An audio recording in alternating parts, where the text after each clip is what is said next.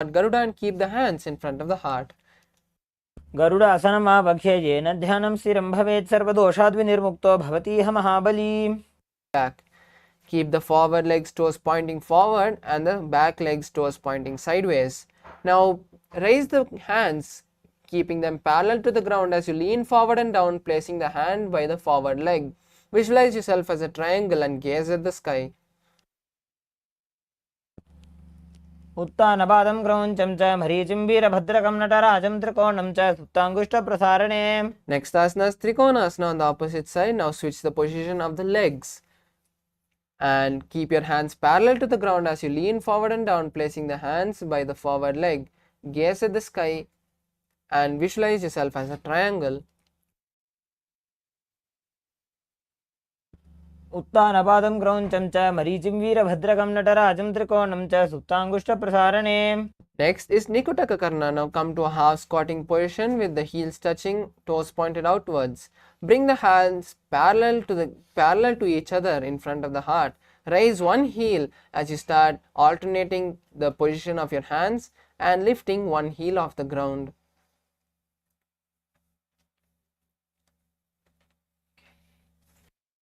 The next asana is Angushtasana. Now squat on your heels as you keep the knees together and hands in Anjali Mudra in front of the heart. Visualize Swamiji as you start performing the new Kumbhaka for the following asanas, which is Brahmari Kumbhaka. Inhaling and exhaling, making a bee-like sound. Hold the new japa Sadashivoham for the next few asanas. कबन्धासनम् इत्याहुः गोरक्षासनमेव च अङ्गुष्ठमुष्टिकं ज्ञेयं ब्रह्मप्रासादितं तथा. Next asana is Saurasana. Now from the kneeling position, extend one leg forward, keeping the hands by your side with the fingers touching the ground and palms facing forward. Visualize Swamiji in your inner space. स्थित्वैकस्मिन् पादतले कराभ्यां वेष्टयेत्तनुम्.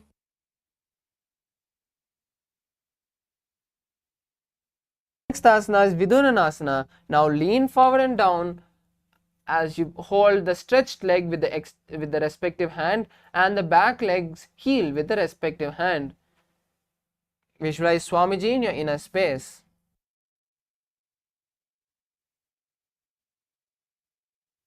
गुल्भस्थितो पादमेकं प्रसार्य तत्पादाग्रं संसृश्य तत्करेण. Next asana is Saurasana on the opposite side. Now switch the position of your legs as you keep your hands by your side with the fingers touching the ground and the palms facing forward. Visualize Swamiji. प्रसार्य एकं पादतलं संस्थाप्य त्वेकपादकम्. Next asana is Vidunanasana. Now lean forward and down, holding the stretched leg with the respective hand and the back leg's heel with the respective hand. Visualize Swamiji in your inner space.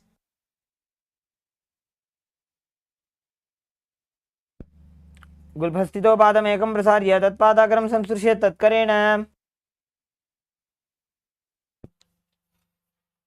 The asana is Brahmajarankushasana. Now bring both the legs back and sit on the heels of both the legs. Visualize Swamiji as you tuck your chin to the chest in Jalandhara Bandha and gaze to the floor down in front of you. दो भणा पानी होए वैसे एड़ी दो गुदानी वैसे कोरब कदलियां की माहिली ice माहेरा शेमिली.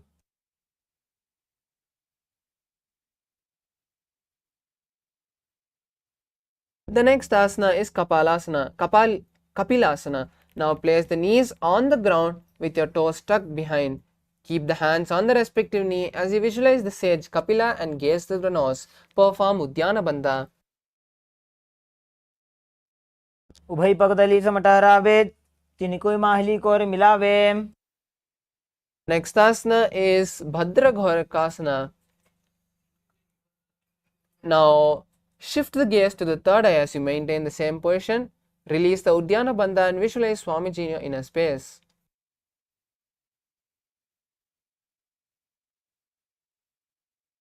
दो पगदली संपट करे कोरबारली भूपरि धरे कोरबारली राखे ऐसे तापरी मूल द्वार टिक बैसे. The next asana is Suryasana. Now keep the soles of the feet together and raise the knees off the ground. Touch the thumbs and little fingers and open the palms wide like a lotus and raise your hands above the head. Gaze to the gaps of the palms and visualize Lord Surya as you lock your stomach in Uddiyana Bandha.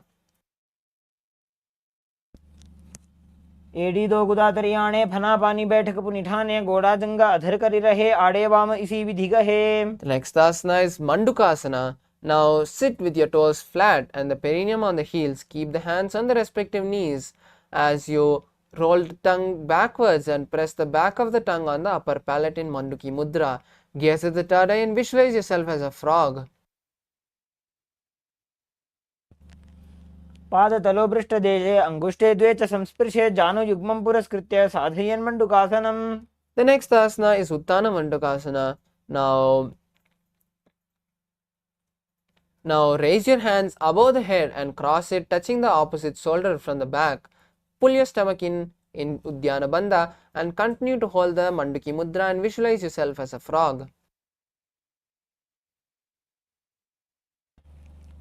मंडुकासन मध्यस्थं कूर्पराभ्यां धृतं शिरः एतद्धेकपदुत्तानम् एतदुत्तानमण्डुकम्. Next asana is Simhasana. Now cross the ankles and sit on the heels. Place your hands on the respective knee. Visualize yourself as a lion and gaze to the nose as you start leaning forward, extending the tongue out and exhaling forcefully.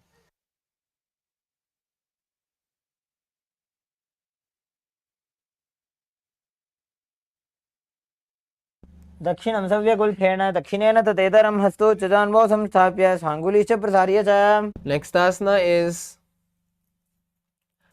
Bhadrasana. Now uncross the ankles and cross your hands behind the back. Hold on to the opposite big toes as you visualize Swamiji and gaze to the nose. Tuck your chin to the chest in Jalandhara Bandha. गुल्भौ च वृषणस्याधो व्युत्क्रमेण समाहितः पादाङ्गुष्ठौ कराभ्यां च धृत्वा च पृष्ठदेशतः. Next asana is Kakabusandi Asana. Now squat with the feet flat on the ground and the legs together.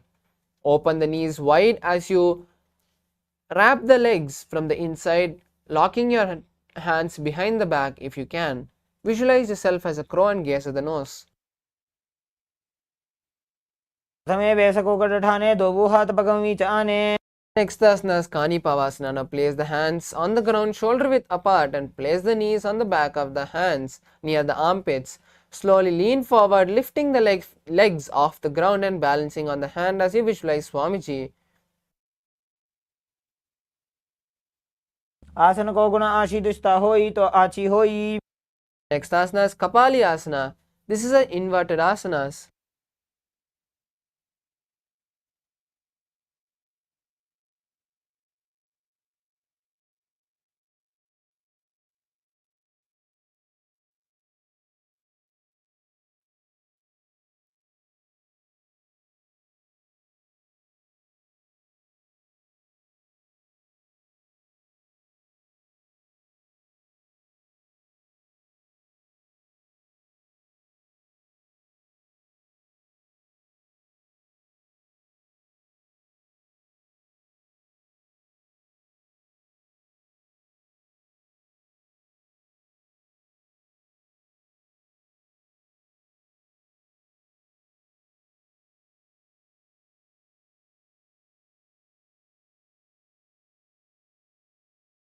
ईशितीशा धरती टेकी भगदो भूमि लिवा ऊंचा कुकरे.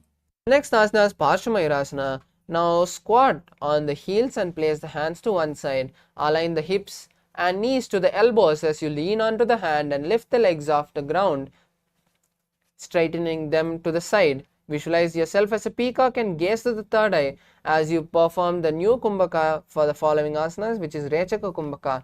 Inhaling, hold and exhaling, completely emptying your stomach, holding the breath comfortably there and inhaling again.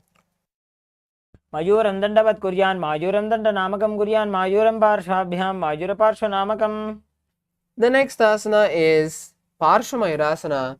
Now on the opposite side. Now come back to a squatting position and place the hands on the other side of the body. Align the knees and hips to the hands and lean forward as you extend the legs to the side. Visualize yourself as a peacock. मयूरं दण्डवत् कुर्यान् मायूरं दण्डनामकं कुर्यान् मायूरं पार्श्वाभ्यां मायूरपार्श्वनामकम्. The next asana is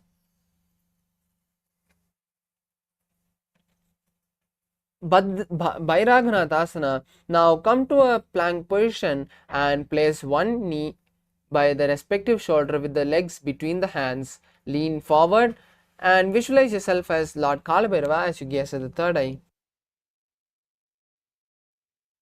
आसन को गुण पीती जाई. Next asana is Bhairagnatha on the opposite side. Now switch the position of the leg and place forward and visualize yourself as Kalabhairava.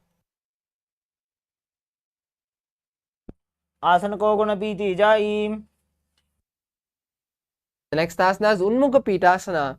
Now come to a plank position and place the elbows and the forearms on the mat. Walk your foot forward as you lift your hip higher. Visualize Swamiji and gaze to the third eye in Unmukha Pitasana. पुण्यस्थौ जानुनी हस्तौ चतुष्पदम वाङ्मुखम् उत्थापिताङ्घ्रियुगलकटिस्थलमभिरुका. Next asana is Vashishtasana. Now come to a plank position and roll onto one arm, balancing completely on that hand as you raise the opposite hand towards the sky and gaze at that palm. Visualize yourself as Vashishta. ऊर्ध्वकुक्कुटवासिष्ठ मरीचहलमत्स्यकम्बरिवृत्तिं चोदरस्य विविधं धनुरासनम्. Next asana is Vashishtasana on the opposite side. Now roll onto the opposite hand and raise the other hand towards the sky. Gaze at the hand which is towards the sky and visualize yourself as Sage Vashishta. ऊर्ध्वकुक्कुटवासिष्ठ मरीचहलमत्स्यकम्बरिवृत्तिं चोदरस्य विविधं धनुरासनम्.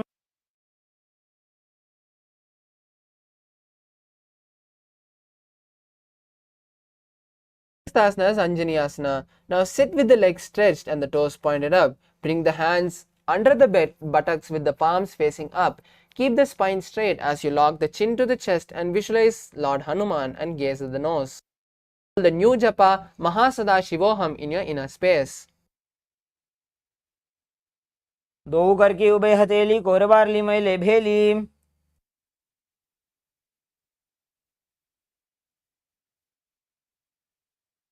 The next asana is Pachimatanasana. Now hold on to the respective leg with the hand as you lean forward and down, placing the forehead on the knees.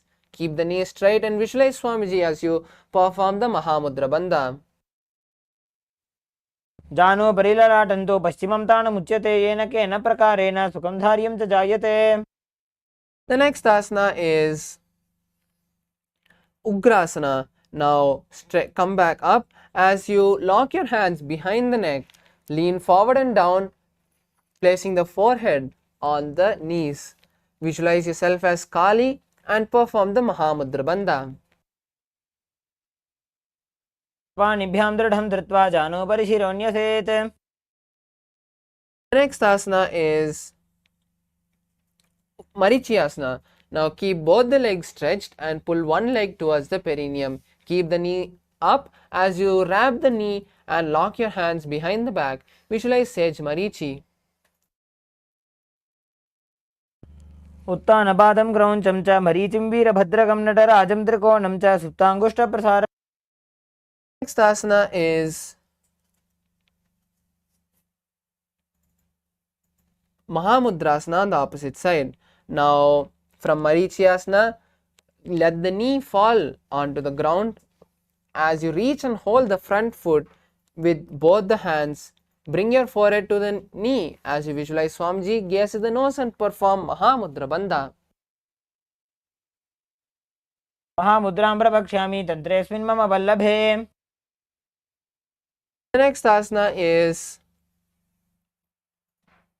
Marichyasana on the opposite side. Now sit with the legs extended and bring one heel to the perineum. Keep the knee raised as you reach the hands around the raised knee and hold the hands behind the back. Visualize yourself as Sage Marichi and continue to perform the Rechika Kumbhaka. उत्तानपादं क्रौञ्चं च मरीचिं वीरभद्रकं नटराजं त्रिकोणं च सुप्ताङ्गुष्ठप्रसारणे. Next asana is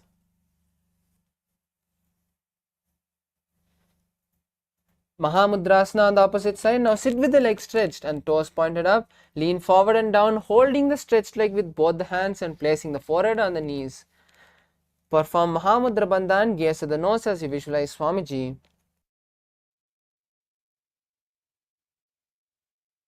महामुद्रां प्रवक्ष्यामि तन्त्रेऽस्मिन् मम वल्लभे यां प्राप्य सिद्धा सिद्धिं च कपिलाद्याः पुरागताः. Next asana is Bhadrasana 2. Now sit and bring both the soles of the feet together. Place your hands and hold both the legs with the hands. Visualize Swamiji as you gaze at the third eye.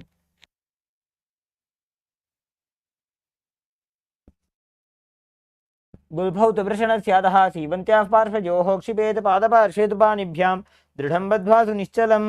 Next asana is Gwalipavasana. Now place your hands on the respective knees as you extend the legs away from the perineum. Gaze at the nose and visualize Swamiji as you tuck the chin to the chest in Jalandhara Bandha. पूर्वचर्पट चौकक्ष्यो सोयी वाही विधि योगी जय सोयी. The next asana is Joni Asana. Now pull your legs back to the perineum and hold the legs with both the hands. Lean forward and down, placing the elbows by the knees and the forehead on the mat. Visualize the Yoni Mandala and gaze at the nose. दो पगदली संपुट करे एड़ी made के ढिंग दरे.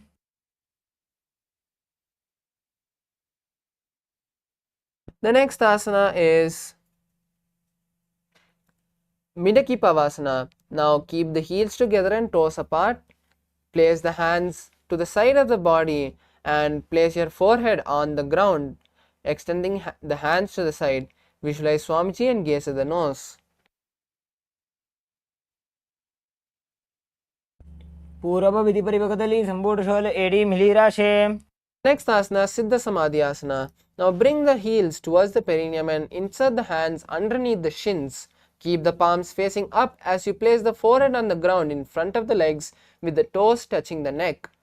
Gaze at the nose and visualize Lord Surya. दो पगदली संपुट करे 16 made आगा में धरे अंगुल 8 अंतरो राशे एड़ी को ऐसे विधि दाशे.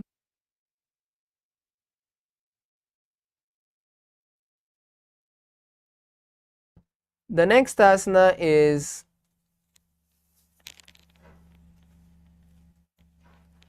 Chinaki Bhavasana. Now sit and keep the heels together and toes apart. Keep the feet open like a book and place the elbows on the knees. Visualize Swamiji and gaze at the nose.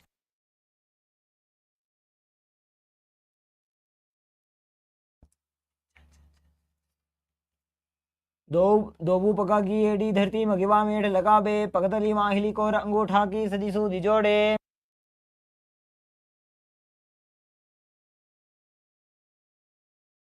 Next asana is Charpata Chokasana. Now place the hands on the respective knees and push it down gently. Pull your stomach in and up in Uddiji and gaze at the third eye.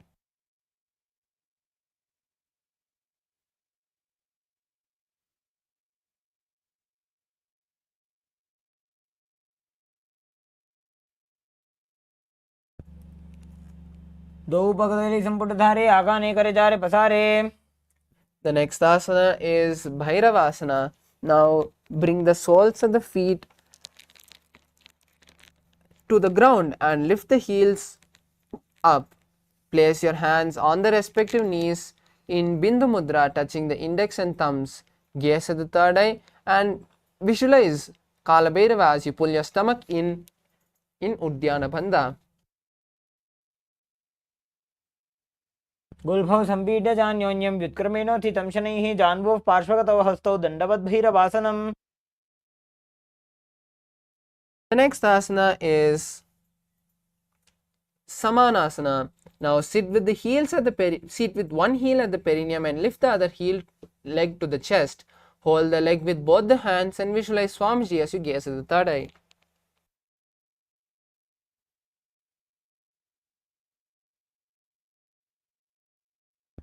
समानासनमावक्षे सिद्धमन्त्रादि साधनात्. Next asana is Apanasana. Now place the raised heel on the shoulder and stretch the opposite leg towards the sky. Place the hands by your side for balance and visualize Swamiti and gaze at the third eye.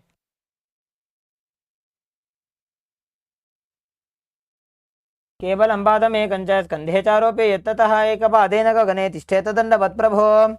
The next asana is Samanasana on the opposite side. Now place the other heel at the perineum and lift the opposite leg to the chest. Visualize Swamiji and gaze to the third eye. समानासनमापक्षे सिद्धमन्त्रादिसाधनात्. Now place the raised leg on the respective shoulder as you stretch the other leg towards the sky. Place the hands by your side and visualize Swamiji as you gaze at the third eye.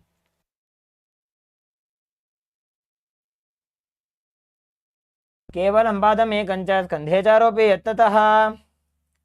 The next asana is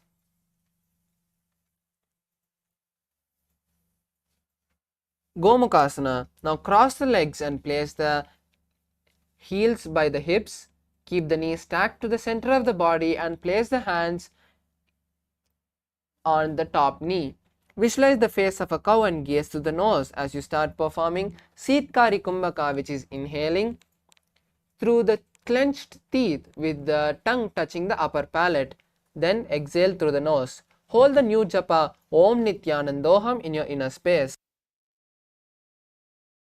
सव्ये दक्षिणगुल्फं तु पृष्ठपार्श्वे नियोजयेत् दक्षिणेऽपि तथा सव्यं गोमुखं गोमुखं यथा. The next asana is Anusuyasana. Now from Gomukhasana, hold the opposite big toes with the index and middle fingers. As you visualize yourself as Rishika Anusuya, gaze at the nose and pull the stomach in and up in Udyana Bandha.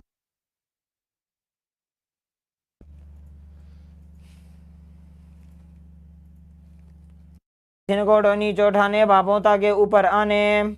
The next asana is Anusuyasana 2. Now interlace the hands behind the back and lean forward and down, touching the nose to the ground. Visualize yourself as Rishika Anusuya and gaze to the nose.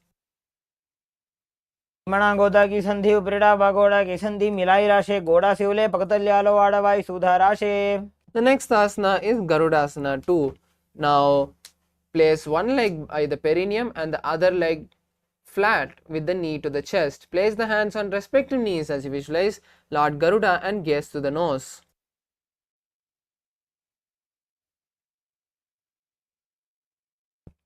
डाबोपकमोडी एडी माहिलगुल्भमूलद्वारणी चैदे. The next asana is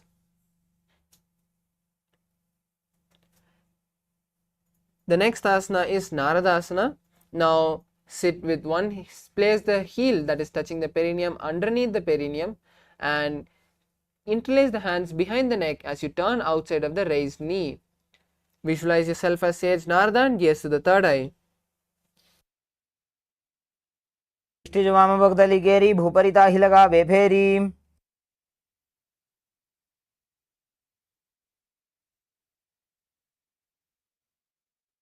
Next asana is Matsyapitakasana. Now place the heel which is underneath the perineum on the raised thigh, on the opposite thigh. Hold the raised legs toes with the respective hand and wrap the opposite knee and hold the shin of the raised leg. Visualize yourself as Matsya, the fish avatar of Lord Vishnu, as you gaze at the nose. मेन वामांगुष्ठन्तो गृहीतं मत्स्यपीठकम्. The next asana is Gomukhasana on the opposite side. Now cross your legs, keeping the heels by the opposite hip. Keep the hands interlaced in front of the knees, on top of the knees, and gaze at the nose as you perform Gomukha, as you visualize yourself as a cow. सव्ये दक्षिणगुल्फं तु पृष्ठपार्श्वे नियोजये दक्षिणेऽपि तथा सव्यं गोमुखं गोमुखं यथा. The next asana is Anusuyasana. Now uncross the hands and place them on the opposite big toes. Visualize yourself as Rishika Anusuya as you gaze at the nose and pull your stomach in in Udyana Bandha. दक्षिण गोड़ नीचे उठाने बावो तागे ऊपर आने. The next asana is Anusayasana 2. Now interlace the hands behind the back and lean forward and down, touching the nose to the ground. Visualize yourself as Rishika Anusuya.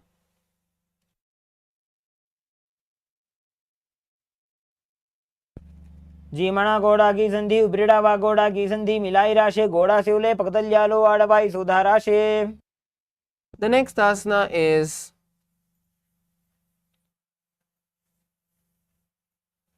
Garudasana 2. Now place one perineum on the one heel on the perineum and the other leg flat on the mat with the knees to the chest. Place your hands on the respective knees as you gaze at the nose and visualize yourself as Lord Garuda.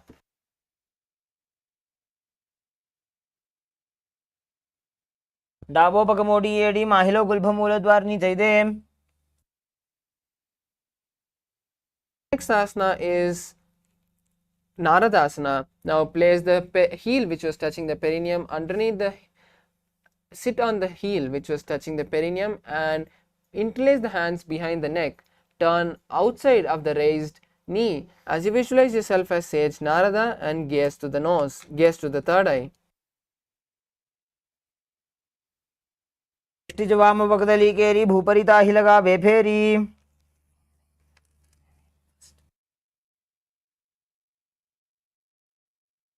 The next asana is Matsya Pitakasana. Now place the leg which was underneath the perineum on the opposite thigh and hold the raised legs, and with the respective hand of the raised leg hold on to the toe of the raised leg. With the other hand circle the knee and hold on the shin of the raised leg as you visualize yourself as Matsya, the fish avatar of Lord Vishnu. वामेन वामांगुष्ठन्तो गृहीतं मत्स्य पीठकं योनि वामेन संपीड्य मेढ्रादुपरि दक्षिणम्. The next asana is Matsyendrasana. Now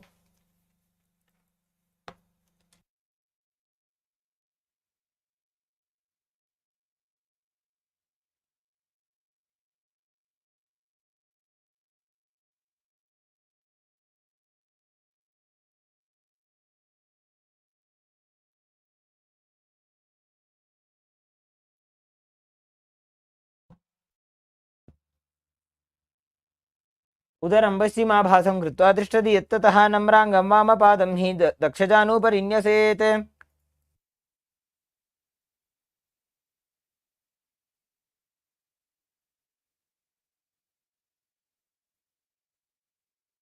the next asana is Matsyendra Kubasana. Now from Matsyendrasana, twist and bring the elbow outside of the raised knee and extend the hand down to the foot, keeping the opposite hand at the respective ear. Turn the head back and gaze to the third eye as you visualize yourself as a camel.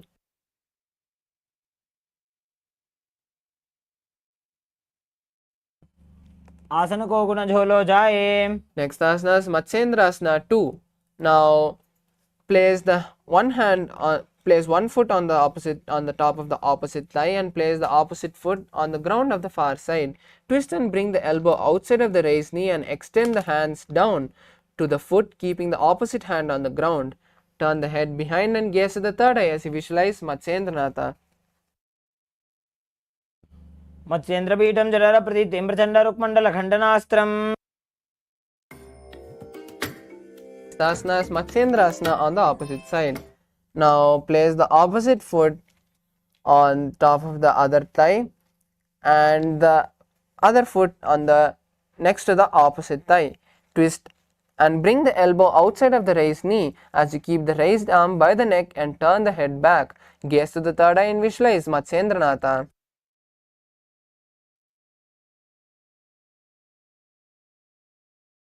पश्चिमाभासं कृत्वा तिष्ठति यत्ततः नम्राङ्गं वामपादं हि दक्षजानुपरिन्यसेत्. The next asana is Kubasana. Now take the hand which was on the ground and touch the respective ear. With the hand which was bent, hold on to the opposite leg.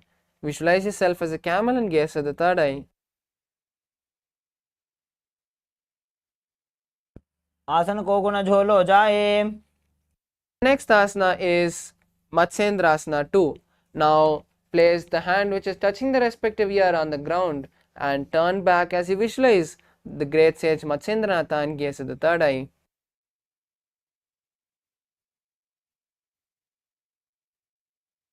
मत्स्येन्द्रपीठं जलप्रदीप्तिं प्रचण्डरुक्मण्डलखण्डनाश्रम अभ्यासतः kundalini प्रबोधं दण्डस्थिरत्वं हि ददाति पुंसाम्. Asana is Padmasana. Now sit and place the feet on top of the opposite thigh and place the palms on the respective knee. Engage all the three bandhas and gaze to the nose. Visualize Lord Shiva in your inner space and hold the new japa Om Nithyananda Samādhi in your inner space. आसनं द्विधं प्रोक्तं पद्मं वज्रासनं तथा ऊर्ध्वोरुपरि चेद्धत्ते उभे पादतले यथा. The next asana is Padmasana 2. Now sit and place, keeping the legs in Padmasana, cross the arms and hold on to the respective toes. Visualize Goddess Parvati and gaze to the nose. उत्तानौ चरणौ कृत्वा ऊरु संस्थो प्रयत्नतः ऊरु मध्ये तथोत्तानो पाणि कृत्वा तु तादृशौ. Next asana is Kukutasana. Now sit and place the feet on the ground. Sit and place the hands through the gaps of the thighs and calves on the ground and lift the body off the ground, visualizing yourself as a rooster. Start performing Sahaja Kumbhaka, which is inhaling comfortably, holding the breath and exhaling. पद्मासनं संस्थाप्य नान्वरोरन्तरेकरौ निवेश्य भूमा वासिष्ठेद्यो मस्तकुक्कुटासनः. The next asana is Baddhakeki asana. Now from Padmasana, rise onto the knees and keep the hands on the ground, on the mat, with the palms, with the fingers facing towards the body. Slowly lean to the ground, placing the navel on the elbows and lifting the legs off the ground. Balance here as you visualize Swamiji in your inner space. धरामौष्टभकरद्वयेन तत्कूर्परिस्थापिता नाभिपार्श्वः.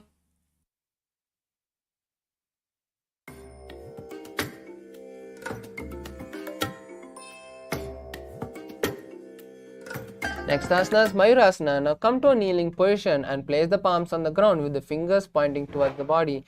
Keep the elbow together and press against the navel and then lean forward, balancing on the hands. Visualize yourself as a peacock.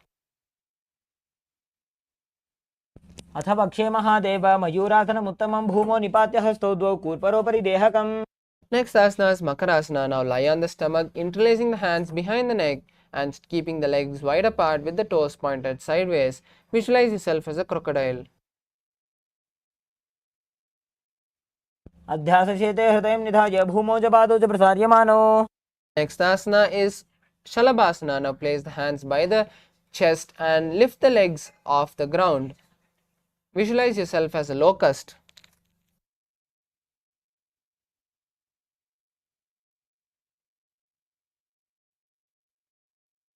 अध्यासशेते करयुग्मवक्षौ भूमिमवष्टभिकरयोस्तलाभ्याम्. Next asana is Ushtrasana. Now hold on the respective leg and pull it down to the ground beside the hips. Visualize yourself as a camel. अध्यासशेते पदयुग्मव्यस्तं पृष्ठे निधायापि धृतं कराभ्याम्. Next asana is Dhanurasana. Now from Ushtrasana, raise your upper body and legs simultaneously, bending your back like a bow. Visualize yourself as Shiva's bow and gaze at the third eye. प्रसार्य पादौ भुजदण्डरूपौ करौ च पृष्ठे धृतपादयुग्मम्. Next asana is Bhagasana. Now sit on the heels with the toes flat, place your hands on the respective knees and visualize Swamiji in your inner space as you gaze at the third eye. Hold the new japa Om Nithyananda Paramashivoham in your inner space. उल्टा मोड़ी पादौ वैसे बहुरो जुगति करे एक ऐसे. The next asana is Gohyasana. Now this is an inverted asana, so we request all the participants who need to take the support of the wall or a partner to do so. Now place the forearms on the ground, shoulder width apart, and interlace the fingers. Place the crown between the interlaced fingers and slowly walk the feet forward, stacking the hips on the shoulder. Then kick the legs off the ground, balancing with the knees bent. Visualize Swamiji and gaze to the nose if you can. हाथ सीधा सा करे तन सो ube Sapa करे. Next asana, Shirasasana. Now, from Gohyasana, slowly straighten the legs towards the sky, straightening the knees. Visualize Swamiji and gaze to the nose. विपरीतं मण्डलं च द्विधैव विदितं हिनः. Next asana is Podhyasana. Now sit with the hands beneath the calves and stretch the legs up, bringing the legs towards the forehead. Start performing Bhastrika Kumbhaka for the following asanas, which is intensely exhaling. Visualize Swamiji in your inner space. दो हाथ पग बाहर आने घोड़ा तरे का घसीटा ने. The next asana is Parigasana. Now place your legs on the mat and cross the hands behind the back, touching the opposite shoulder. Then lift the legs up and keep it at a 45-degree angle. As you gaze at the third eye and visualize yourself as a mace. उत्तानशयनं कृत्वा पादौ मिलित्वा प्रसार्य. The next asana is Naukasana. Now rest the legs for a moment and then keep the hands by the side of your hips for balance if you can. If you can't, or else keep your hands parallel to the ground next to the legs. Then lift the legs off the ground and visualize yourself as a boat and gaze at the third eye. उत्तानशयनं कुर्पराभ्यां भूमिं वष्टभ्य. The next asana is Rudrasana. Now keep the soles of the feet together and scoop the hands underneath the soles. Pull them to the chest and visualize yourself as Lord Rudra and gaze at the nose. पगतली संपूट करी हाथस्य पग ऊंचाई पगा का अंगूठा दो बोले वो परली का नीतालवे. Next asana is Unmukha Pitasana 2. Now lie on the back and keep the soles of the feet flat with the knees up. Touch the back of the soles with the respective hand and raise the hips up, locking your chin to the chest in Jalandhara Bandha and performing the Murcha Kumbhaka, which is inhaling and exhaling through the Jalandhara Bandha. Visualize Swamiji and gaze at the nose. ऊर्ध्वे च जानुनी कृत्वा शवित्वोर्ध्वमुखं तथा उत्थाप्य हस्तौ तिष्ठेत्तु पीठ उन्मुख नामके. Now relax the body completely in Shavasana, placing the palms by your side with the hands by your side with the palms up. Visualize Swamiji and see the Kundalini traveling from the root center to the crown in Shakti Chalana Mudra, completely unclench from all the senses and your body.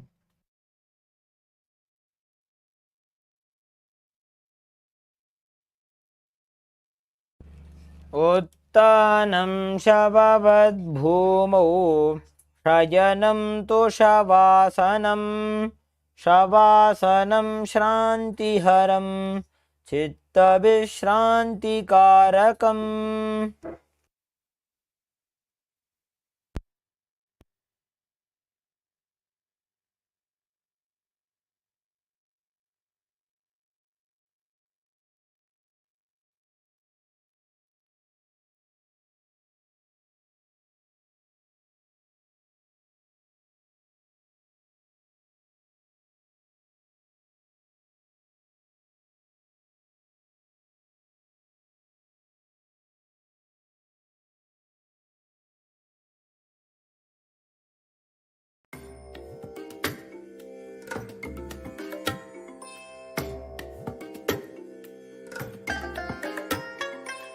I bless you all.